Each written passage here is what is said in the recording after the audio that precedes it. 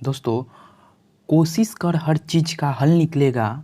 कोशिश कर हर चीज़ का हल निकलेगा। मेहनत करते जा, आज नहीं तो तुम कल ज़रूर निखरोगे। आज नहीं तो तुम कल ज़रूर निखरोगे। जय हिंद दोस्तों। आज हम पढ़ेंगे बंगाल के गवर्नर के बारे में।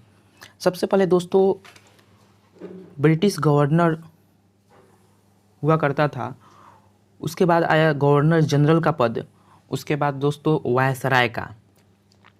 तो आज हम बात करेंगे बंगाल के गवर्नर के बारे में, जो कि प्रथम गवर्नर के रूप में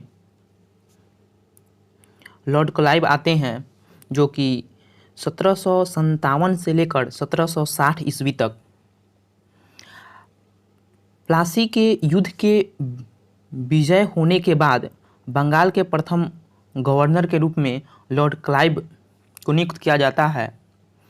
और प्लासी के युद्ध, जो कि लॉर्ड क्लाइव वर्सेस सिराजुद्दौला के बीच हुआ था, और लॉर्ड क्लाइव जीत जाते हैं और उनको बंगाल के प्रथम गवर्नर बना दिया जाता है।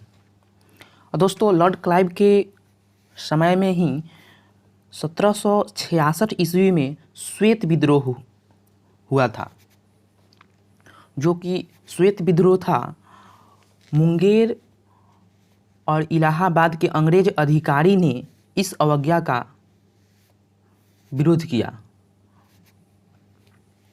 और दोस्तों, एक बर्क नाम के आदमी रहते हैं, वो लॉर्ड क्लाइव को टिप्पणी करते हैं कि बड़ी बड़ी नींव रखने वाला व्यक्ति है लॉर्ड क्लाइव।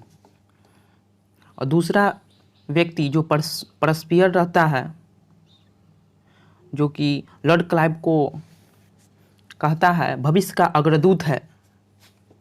और दोस्तों, अचानक से लॉर्ड क्लाइव जो कि इंग्लैंड में जाते हैं और इनकी हत्या हो जाती है। अगला बंगाल के गवर्नर जनरल आते हैं लॉर्ड हॉलवेल, जो कि 1760 ईस्वी में, जो कि 1 साल के लिए आते हैं। और हॉलवेल के समय में ब्लैक होल घटना हुआ था। ब्लैक होल घटना क्या है, इसको हम अगले वीडियो में बताएंगे। नेक्स्ट दोस्तों, बंगाल के गवर्नर के रूप में आते हैं लॉर्ड बेंसिस्टाड, जो कि 1760 ईस्वी से लेकर 1765 ईस्वी तक। और लॉर्ड बेंसिस्टाड के समय में बक्सर का युद्ध लड़ा गया था, जो कि 1764 ईस्वी में।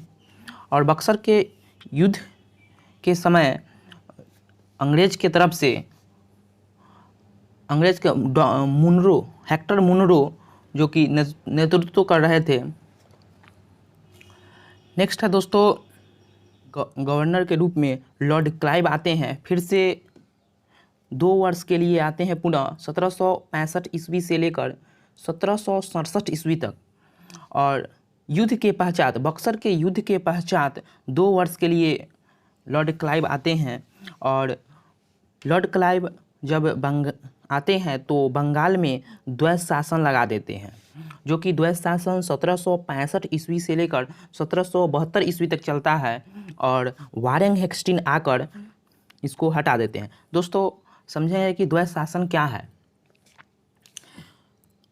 दोस्तों, द्वैत शासन मीन्स होता है एक चीज़ पे 2 लोगों का शासन, जो कि हमारे देश में भी द्वैत शासन है। बिहार में श्री नीतीश कुमार का शासन, क्या मोदी जी का शासन नहीं है? मोदी जी कुछ नहीं कर सकते हैं। क्या नीतीश कुमार जी कुछ नहीं कर सकते हैं? तो हो गया ना द्वैत शासन। दोस्तों, बंगाल के अगले गवर्नर के रूप में आते हैं वीरेलस्ट, जो कि 1767 ईस्वी से लेकर 1769 ईस्वी तक रहते हैं। और दोस्तों, वीरेलस्ट के समय में प्रथम आंग्ल मैसूर युद्ध हुआ था, जो कि हैदर अली और अंग्रेज के बीच लड़ा गया था। और आंग्ल मैसूर युद्ध, जो कि मद्रास की एक संधि होती है, और आंग्ल मैसूर युद्ध समाप्त हो जाती है। दोस्तों, इससे पहले हम द्वैत शासन का बात किए थे, तो आपसे एग्जाम में पूछ सकता है कि द्वैत शासन का जनक किसे कहा जाता है।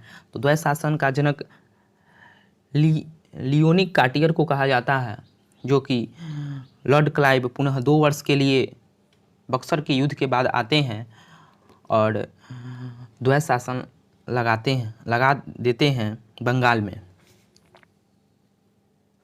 अगला बंगाल के गवर्नर के रूप में कार्टियर आते हैं, जो कि 1769 से लेकर 72 ईस्वी तक रहते हैं। और कार्टियर के समय में दोस्तों आधुनिक भारत का सबसे बड़ा प्रथम अकाल पड़ा था। प्रथम अकाल कार्टियर के समय में देखा गया, जो कि बहुत बड़ा 1770 में हुआ था। 7वें नंबर पे वारेन हेस्टिंग, जो कि 1772 से लेकर 1785 ईस्वी तक बंगाल में गवर्नर के रूप में आते हैं। और वारेन हेस्टिंग आते हैं तो द्वैत शासन समाप्त कर देते हैं, जो लॉर्ड क्लाइव लगाए रहते हैं द्वैत शासन, तो आकर वारेन हेस्टिंग समाप्त कर देते हैं। दोस्तों वारेन हेस्टिंग के समय में बंगाल के अंतिम गवर्नर के रूप रहते हैं वारेन हेस्टिंग, जो कि बंगाल के अंतिम गवर्नर के रूप भी रहते हैं और बंगाल के प्रथम गवर्नर जनरल भी बनते हैं वारेन हेस्टिंग। और दोस्तों ये गवर्नर से अचानक गवर्नर जनरल कैसे चेंज हुआ, तो दोस्तों बंगाल में एक वारेन हेस्टिंग के समय में रेगुलेटिंग एक्ट पारित होता है, जो कि पूरे सिस्टम को रेगुलेट करती है। और रेगुलेटिंग एक्ट जो कि 1773 ईस्वी में हुआ था, और इसी रेगुलेटिंग एक्ट के बाद बंगाल में प्रथम गवर्नर जनरल के रूप में बोला गया। दोस्तों इस वीडियो में हम बात किए हैं बंगाल के गवर्नर के बारे में। आगे हम पढ़ेंगे बंगाल में गवर्नर जनरल के बारे में। चलिए दोस्तों, आपका बहुत बहुत धन्यवाद इस वीडियो को देखने के लिए। Thank you so much.